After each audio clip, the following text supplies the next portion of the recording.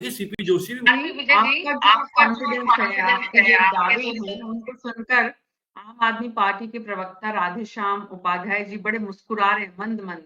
युवा हैं, काफ़ी आपसे उनका आपका और उनका उम्र का अनुभव बहुत लंबा है, बड़ा है और उतना ही बड़ा गैप है जितना आपकी राजनीतिक पार्टी का और इनकी राजनीतिक पार्टी का है। यानी कि आम आदमी पार्टी नई है, जैसे राधेश्याम उपाध्याय जी राजनीति में नए हैं। राधेश्याम जी, आपके स्टार प्रचारक किसका प्रचार करने आएंगे? कौन सी सीट आपको लगता है जिसको निकालने में आपको कामयाबी मिल सकती है? देखिए मीना जी, स्टार प्रचारक सभी पार्टियां भेज रही है अपने प्रत्याशियों के लिए। मैं आरपी विजय सिंह जी को सुन रहा था और हमारे बीच में वरिष्ठ पत्रकार आदरणीय श्याम सुंदर जी वैसा बैठे हैं, जगदीश जी बैठे हैं कि आरपी उत्साह में थे और काफी भरे हुए थे कि हम जीत रहे हैं। जैसे ये दिल्ली में एमसीडी चुनाव जीता था, जनता ने इनको नकार दिया, फिर भी वहां काबिज होकर बैठे, बोले हम जीते हुए। स्टार प्रचारकों की आवश्यकता तब पड़ती है जब इनकी योजनाओं में ताकत नहीं होती है। ये जो गारंटियां लेकर घूम रहे हैं मीना जी, 4 सितंबर को अरविंद केजरीवाल ने जयपुर के अंदर ये जो 7 गारंटियां दी, उसी दिन कांग्रेस और बीजेपी के अंदर गारंटियां देने की होड़ मच गई थी और ये वही गारंटियां लेके घूम रहे हैं जबकि इनकी गारंटियां नहीं है, भारतीय जनता पार्टी के जुमले हैं और कांग्रेस की सिर्फ घोषणाएं हैं। ये घोषणा और जुमलों के बीच का ये जो है गैप, उसको ये गारंटियां कह रहे हैं, ये गारंटियां नहीं है। अगर ये गारंटियों की बात कर रहे हैं, मैं आरपी विजय सिंह जी मेरे बड़े सीनियर हैं, इनसे ये कहना चाहता हूं कि आप सीना ठोक कर कहिए राजस्थान की जनता से कि हम आपको रोजगार उपलब्ध कराएंगे, किसानों से कहिए कि हम आपकी फसलों के उचित दाम दिलाएंगे, वैसे फसल के दाम नहीं दिलाएंगे जैसे आपने टिकरी बॉर्डर पर, शाहजहां बॉर्डर पर कीले बिछाकर लाठियां बरसाकर किसानों के साथ जो न्याय किया था उसके हिसाब से नहीं। आप कहिए कि हम महिलाओं को सुरक्षा प्रदान करेंगे, ब्रजभूषण जैसे आपके स्टार प्रचारक जिनके नाम पर आप वोट मांग कर दिखाइए, मणिपुर हिंसा के नाम पर आप वोट मांग कर दिखाइए।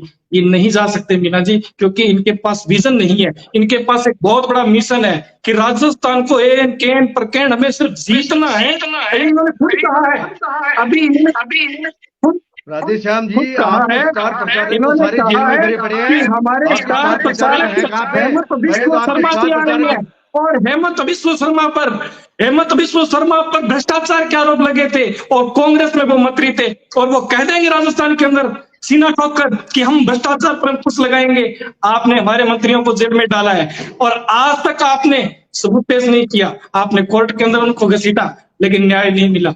ये इस देश के अंदर है, क्योंकि भारतीय जनता पार्टी ना संविधान मानती है, ना लोकतंत्र को मानती है, ना किसी प्रकार के कानून को नहीं मानती है। ये हिटलरशाही वाली एक सरकार चलाना चाहते हैं और राजस्थान के अंदर अगर ये इतने ही प्रभावशाली थे तो इनको इनको राजस्थान की जनता बेदखल नहीं करती।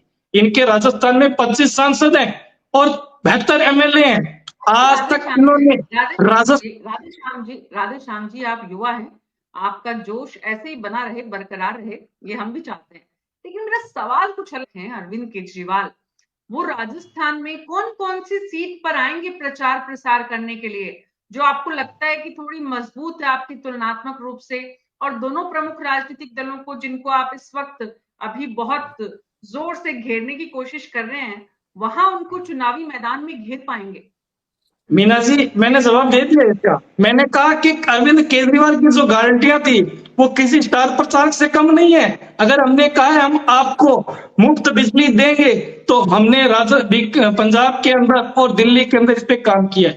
अगर हमने कहा है कि हम आपको मुफ्त शिक्षा देंगे तो हमने दिल्ली और पंजाब में किया है। अगर हम आपको कह रहे हैं कि भ्रष्टाचार मुक्त शासन देंगे तो हमने ये शासन दिया है। हमने स्वास्थ्य की योजना दी है तो हमने ये योजना दी है और हम इसी पे काम कर रहे हैं। अगर हमने कहा कि शहीदों को सम्मान राशि देंगे तो हमने ये राशियां दी है। हमने जो गारंटियां दी ये हमारे किसी स्तर प्रचारक से कम नहीं है। आज कांग्रेस की सरकार राजस्थान के अंदर रही है, युवाओं के साथ, भविष्य के साथ खिलवाड़ हुआ। दिल्ली के मॉडल की आप चर्चा कर रहे हैं, जिसे आप राजस्थान में भी लाना चाहते हैं, और आप दोनों प्रमुख राजनीतिक दलों से यही अपील करते हैं कि भाई आप राजस्थान में अगर सत्ता में आते हैं तो इस तरह का माहौल बनाने की चेष्टा करें जो दिल्ली में बना है। ठीक है, आप बने रहिए हमारे साथ। भीमराज जाखड़ जी, मुद्दा ये है इस वक्त